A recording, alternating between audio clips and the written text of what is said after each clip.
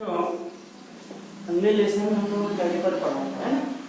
Caliper में मैं आपको दो प्रकार का कैलिपर बताया था। पहला कैलिपर बताया था आउटसाइड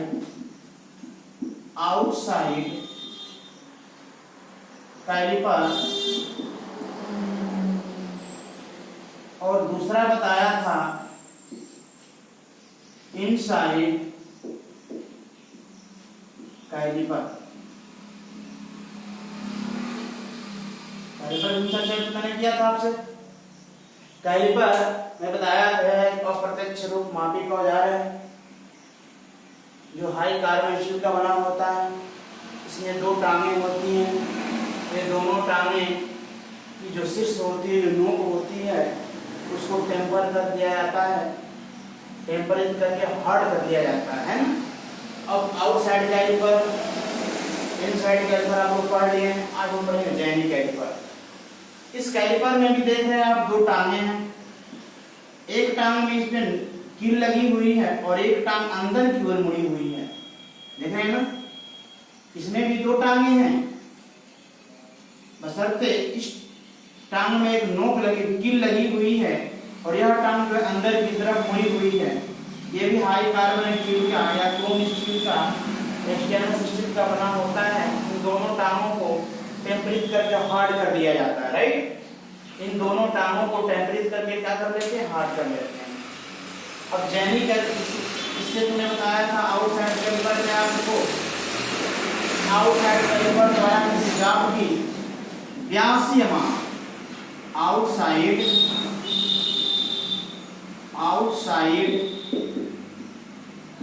आउटसाइड कैलिपर, इसके द्वारा मैं बताया था आपको इस कैलिपर के द्वारा किसी जाब की या किसी कार्यखंड की व्यासीय माप इसके द्वारा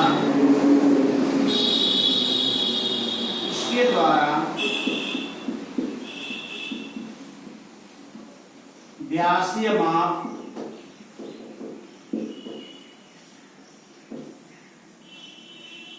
या लंबाई की माप व्यासीय माप या लंबाई की माप ली जा सकती है, ली जा सकती है। इनसाइड कैलिपर में मैंने बताया था इसकी दोनों जो टांगें होती हैं अंदर की तरफ, बाहर की तरफ ऐसे करके होती हैं, जो किसी पाइप की होल को नापने का मतलब व्यासीय मापी भी होता है, लेकिन अंदर से नापने का काम आता है, ठीक ना। ये अंदर की तरफ ऐसे करके होता है, ठीक ना।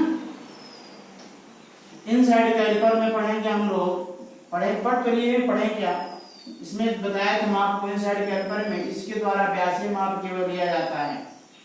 आउटसाइड कैलिपर के द्वारा किसी जाप खंड का व्यास कितना मोटा है उसको माप सकते हैं, यानी आउटसाइड कैलिपर के द्वारा व्यास का माप या किसी जाप खंड की लंबाई की माप की जा सकती है।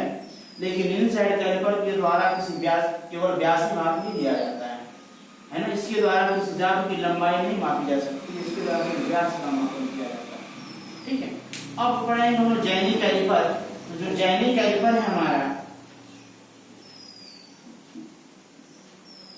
जैनी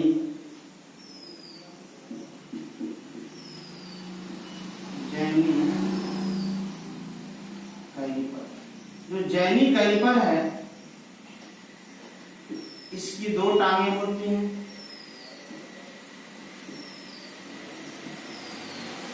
इसकी दो टांगें होती हैं।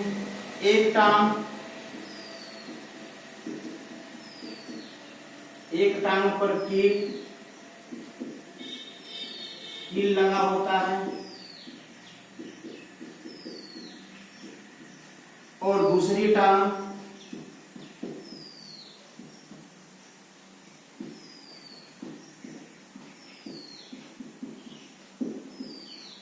अंदर की तरफ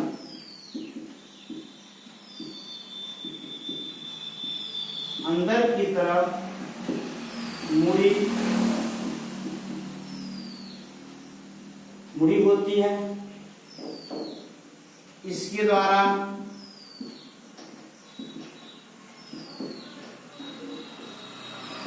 किसी जाल पर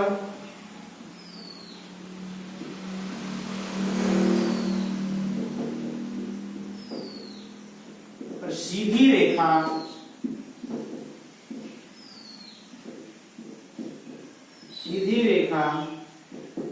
या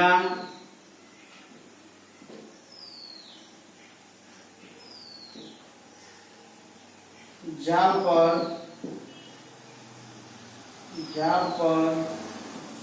मार्किंग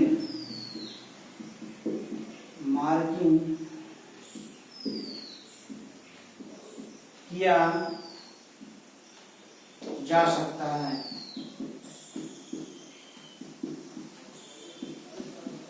यह हाई कार्बन स्टील का बना होता है। हाई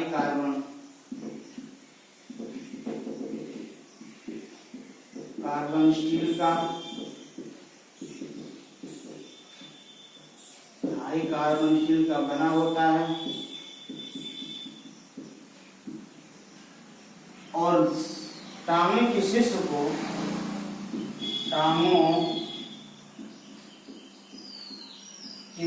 को टेम्परित करके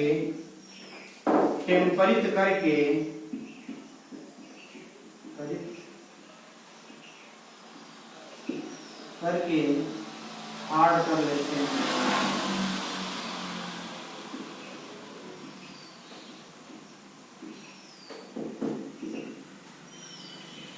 हार्ड कर लेते हैं। देख लीजिएगा फिर से आप कैलिपर, जेनी कैलिपर होता है, इसमें दो टांगे होती है, एक टांग पे कील लगा होता है, दूसरी टांग अंदर की तरफ मुड़ी होती है। हाई कार्बन स्टील का बना होता है।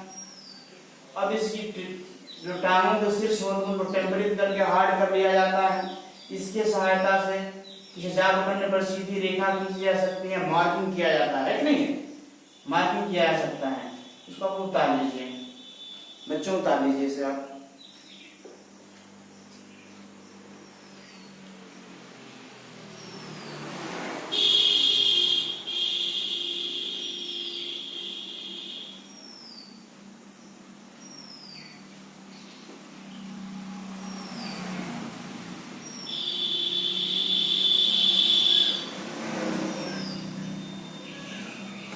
चले आगे और हम लोग पढ़ेंगे पंच, राइट, ठीक है।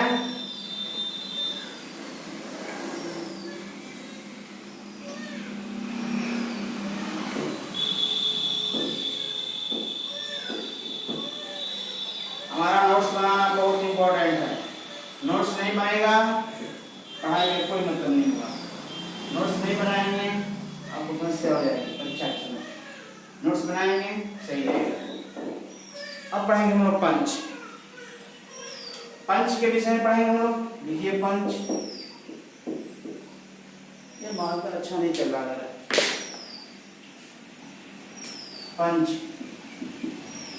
पंच एक मार्किंग हो जाता है।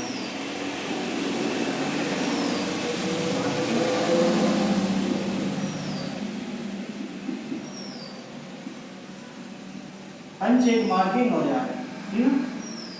इसके द्वारा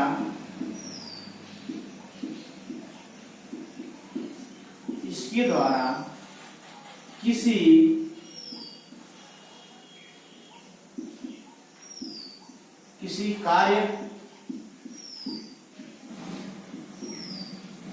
कार्यखंड पर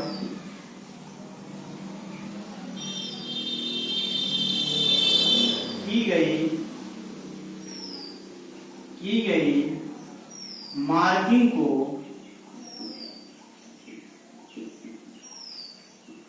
मार्किंग को गाढ़ा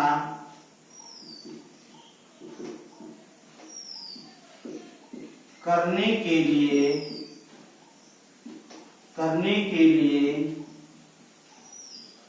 किया जाता है।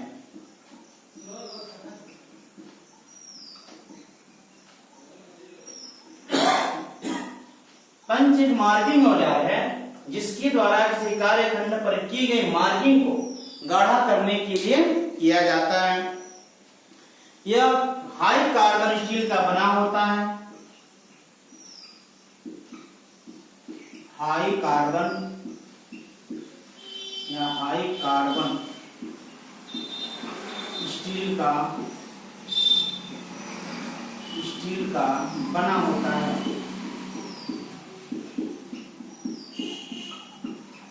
और इसकी नोक को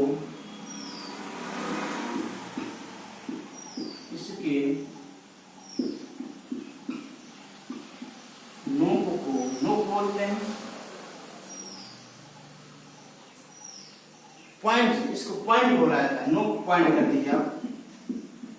पॉइंट को हार्ड करके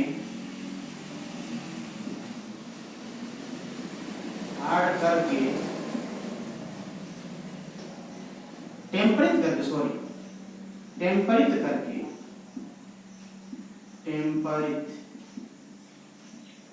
करके हार्ड कर लिया जाता है।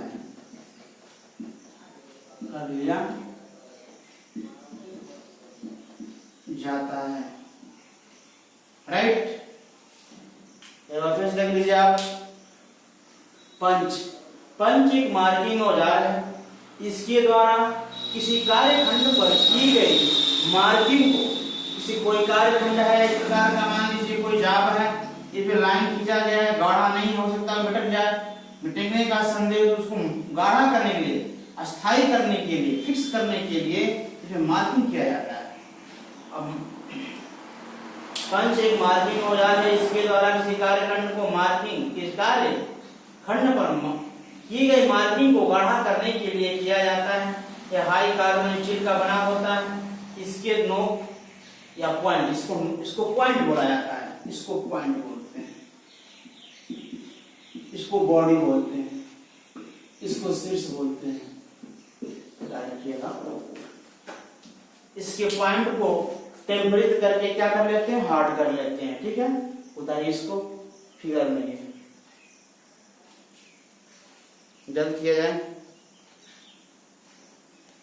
इसमें एक चीज और भी होता है, यह वृत्ताकार, गोलाकार लिख सकते हैं। यह षष्ठभुजाकार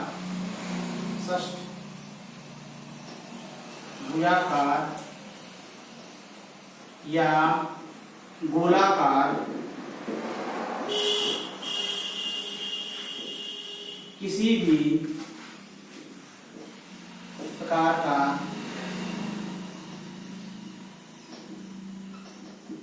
हो सकता है। राइट। उतारिए आप, फिगर बनाइए। ये बॉडी है, बॉडी, इसको बॉडी कहते हैं। पॉइंट बताइए आपने।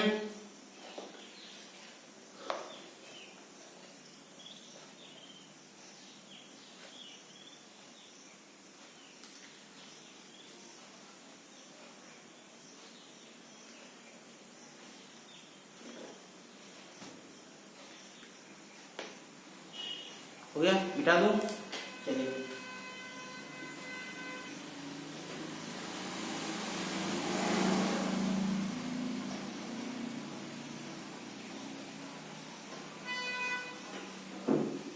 आज हम लोग पढ़ेंगे फिर पंच के प्रकार। पंच तो आपने पढ़ लिया, इसमें इंग्लिश में हेड बोलते हैं। ये बॉडी होता है, ये पॉइंट होता है। राइट। यह पंच जो है, पंच का प्रकार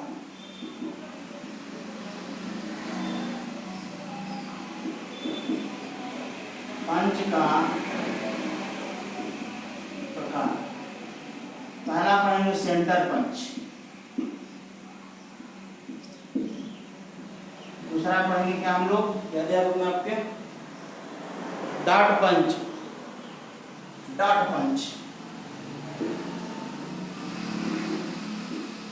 तीसरा पढ़ेंगे पिक पंच, चौथा पढ़ेंगे ऑटोमेटिक पंच, ऑटोमेटिक पंच, और प्रकार का पंच है पिक पंच, ऑटोमेटिक पंच। पिक ये प्रिक होता है, पिक नहीं होता, प्रिक, प्रिक शब्द है, याद रखिएगा। पंच के प्रकार में पंच तो आपने जान गया, पंच एक मार्किंग औजार है जिसके द्वारा किसी जाब खंड पे किए गए मार्किंग को गाढ़ा करने के लिए प्रयोग किया जाता है कि नहीं। इसके शीर्ष जो है, इसका पॉइंट जो है हार्ड करके टाम्परिश कर लिया जाता है। हाई कार्बोनेटेड का बना होता है, इसमें 3 भाग होते हैं, एक शीर्ष होता है, दूसरा बॉडी होता है, दूसरा पॉइंट होता है। इस पंच के 3 भाग होते, पंच जो होता है इसमें 3 भाग होते हैं। पहला क्या होता है, शीर्ष होता है, दूसरा क्या होता है, बॉडी होता है, तीसरा क्या होता है, पॉइंट होता है। पॉइंट को हार्ड करके टेम्परिश कर लिया जाता है, हाई कार्बोनेटेड का बना होता है, राइट, याद रखिएगा। और पंच के प्रकार पढ़ेंगे, पंच होते हैं कितने प्रकार से। पहला मैं लिखा हूं सेंटर पंच। तो सेंटर पंच होता है, इसके द्वारा किसी जाब खंड पे केंद्र को निर्धारित किया जाता है। इसके द्वारा किसी जाब खंड पर केंद्र को क्या कर देते हैं, फिक्स करते हैं, केंद्र को निर्धारित किया जाता है। आपको बुक में दिया क्या है ऑटोमेटिक पंच के बाद, हाँ ठीक है। इस तरह के पंच के पॉइंट करने को 90 डिग्री कोण, इसका जो शीर्ष जो होता है 90 डिग्री पे होता है, यहाँ 90 डिग्री पे होता है, ये वाला शीर्ष 90 डिग्री पे होता है। डाट पंच, सेंटर पंच भी थोड़ा जान लीजिए तो फिर बता रहे हैं। तो सेंटर पंच होता है, इसके द्वारा जाब खंड पे सेंटर लगाने के लिए, केंद्र बनाने के लिए काम किया जाता है। इसका शीर्ष जो होता है, इसकी जो पॉइंट होती है, ये वाला जो भाग होता है, सेंटर पंच का पॉइंट वाला जो भाग होता है 90 डिग्री पे होता है। अब डाट पंच द्वारा किसी जाब खंड पर पहले से खींची गई रेखा को उसको गाढ़ा करने के लिए, किसी जाब खंड पर खींची गई रेखा को गाढ़ा करने के लिए ऐसे पंच कर दिया जाता है, उसको क्या बोलते हैं, डाट पंच बोलते हैं। इसकी शीर्ष कितनी डिग्री पे होती है, 60 डिग्री पे होती है, याद रखिए, वेरी पॉइंट है। अब इसमें जो पिक पंच होता है, पिक पंच का उपयोग कहाँ किया जाता है, पिक पंच का प्रयोग नरम धातुओं में सुराख करने के लिए, नरम धातु में सुराख करने के लिए पिक पंच का, नरम धातु में सुराख करने के लिए किया जाता है। इसका उपयोग क्या किया जाता है, ठीक है। इसकी जो पॉइंट होती है 30 डिग्री की होती है, सारी 30 डिग्री पे।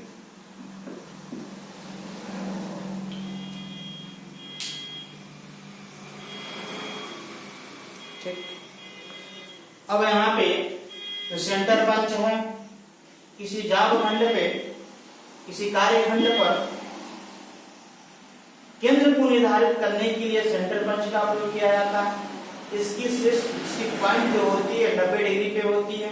जो डाट पंच होता है, इसका उपयोग जो है किसी कार्य खंड पर खींची गई रेखा को गाढ़ा करने के लिए, मार्किंग की गई रेखा को गाढ़ा करने के लिए, किसी कार्य खंड पर मार्किंग की गई रेखा या मार्किंग को गाढ़ा करने के लिए डाट पंच का प्रयोग किया जाता है। इसकी डिग्री, इसकी पॉइंट 60 डिग्री पे होती है। जो प्रिक पंच होता है, इसके द्वारा किसी नरम धातु पे छेद करने के लिए प्रयोग किया जाता है। इसकी डिग्री कितनी डिग्री पे होती है, 30 डिग्री पे होती है। यह 30 डिग्री, यह 90 डिग्री थोड़ा सा बना दिया जाए, 90 डिग्री पे होता है, यह 60 डिग्री पे होता है, और यह 30 डिग्री पे होता है। कितने डिग्री पे होता है, 30 डिग्री पे होता है, राइट।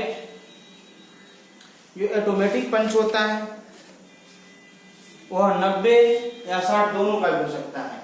यहाँ 90 का भी होता है और 60 का भी होता है, दोनों में कोई भी हो सकता है। यह ऑटोमेटिक है। इसमें इस पंच में, इस पंच के शीर्ष पे हथौड़े मारने की आवश्यकता नहीं पड़ती है। इसमें स्प्रिंग लगा होता है।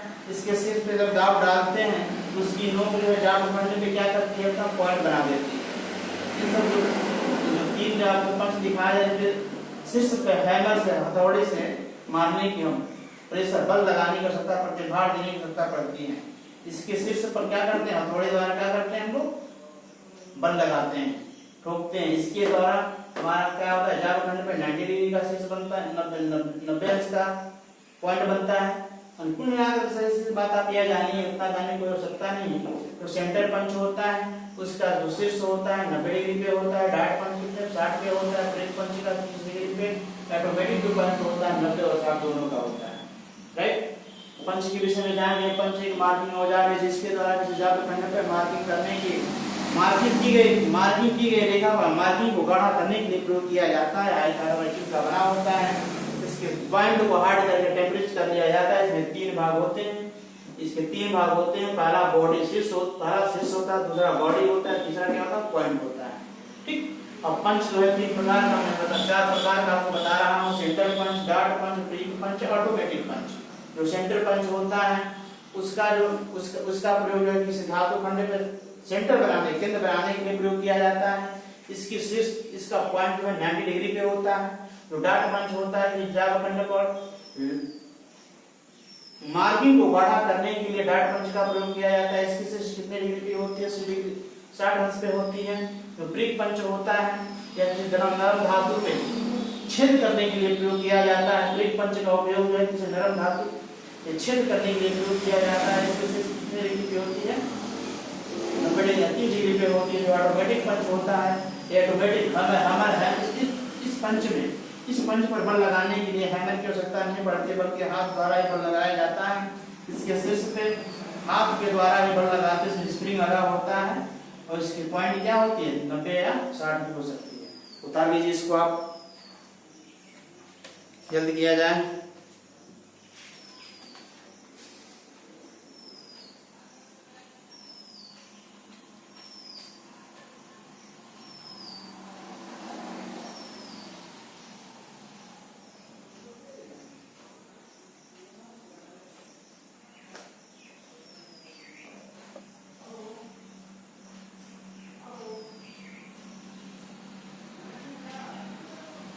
चलिए अब हम पढ़ेंगे हैमर, है ना।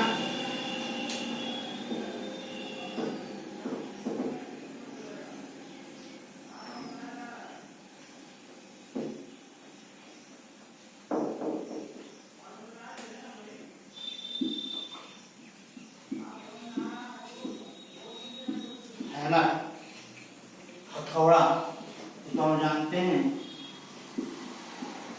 हथौड़े के नाम से, है कि नहीं। आम भाषा में हम इसको हथौड़ा कहते हैं ना, बोलचाल की भाषा में इसको हथौड़ा कहते हैं। ये इंग्लिश वर्ड है।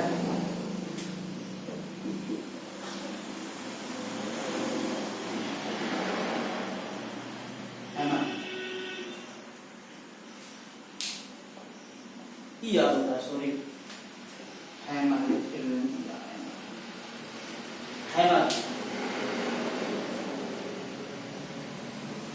किसे मिली है, यह कार्यशाला में सबसे अधिक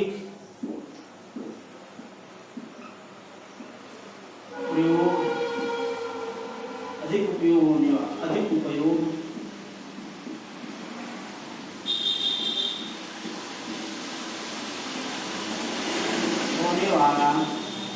औजार है।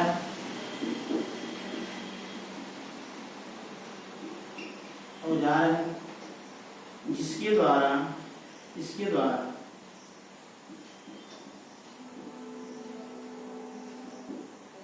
द्वारा कूटना,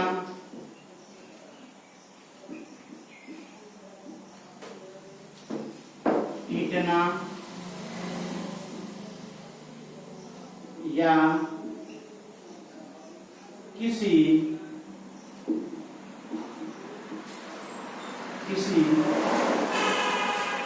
औजार पर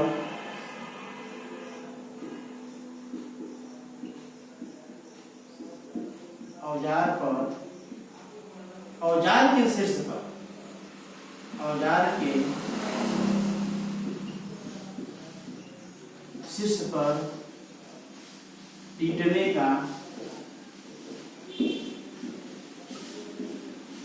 के लिए प्रयोग किया जाता है।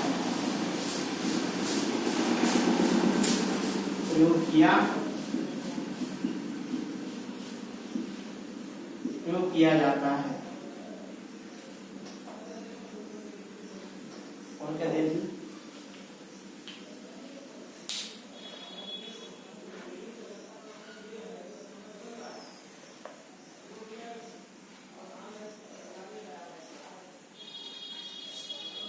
इसके एक शीर्ष पर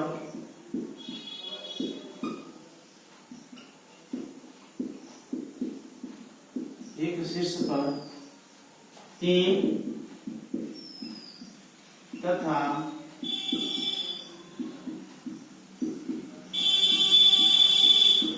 दूसरे शीर्ष पर हेड बना होता है। तीन तथा दूसरे शीर्ष पर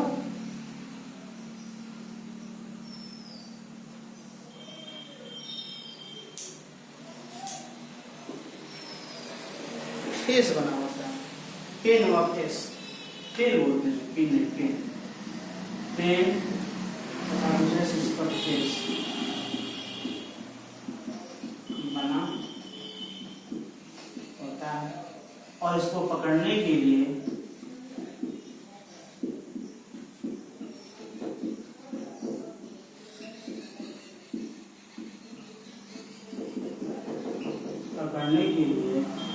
लकड़ी का हैंडल लगा होता है।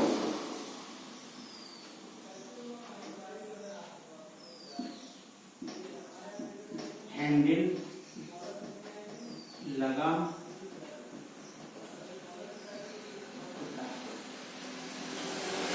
देख लीजिए फिर से एक बार इसको। हैमर, इसको आम भाषा में हम इसको थोड़ा कहते हैं घरों की भाषा में। अब यह कार्यशाला में सबसे अधिक उपयोग होने वाला, कार्यशाला में वर्कशॉप में सबसे अधिक उपयोग होने वाला औजार है। इसके द्वारा कूटना, पीटना या किसी औजार के शीर्ष पर पीटने के लिए प्रयोग किया जाता है। इसके एक शीर्ष पर पेन, दूसरे शीर्ष पर फेस बना होता है। इसको पकड़ने के लकड़ी का एक हैंडल भी लगा होता है। इसका फिगर आप देख लीजिए कैसा बना है, कैसा होता है हमारा।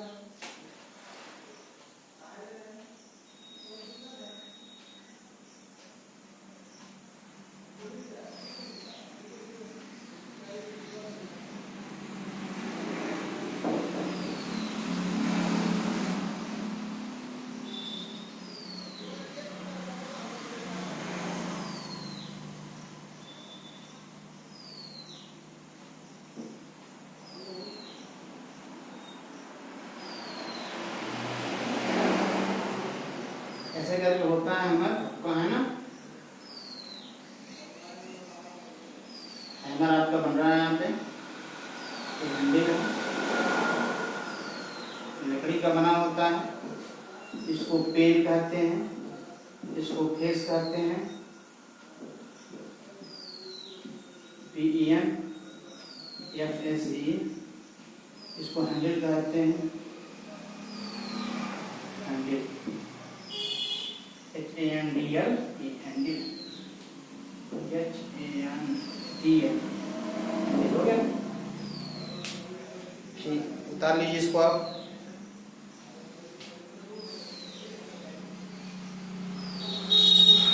जल्द किया जाए।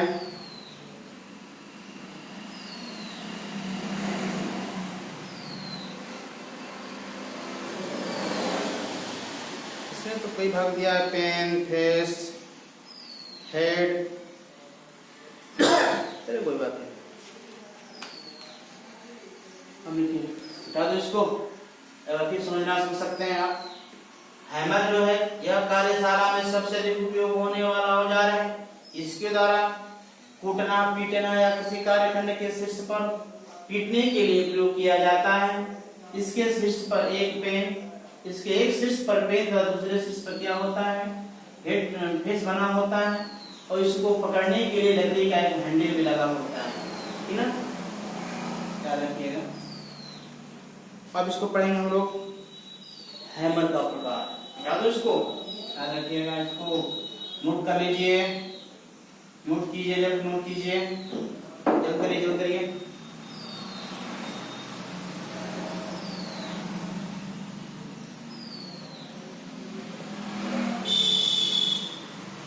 जल्द किया जाए, हो गया, चलिए।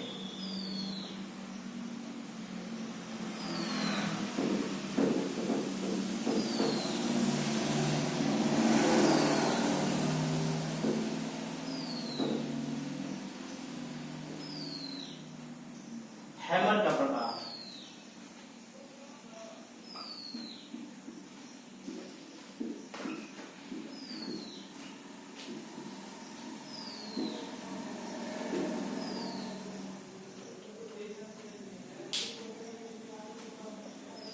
चला जाए।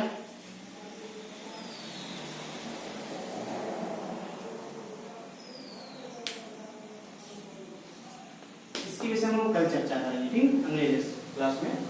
हैमर तक रहने दिया है आज का क्लास, ठीक है। नोट्स बना लीजिएगा इसका आप लोग।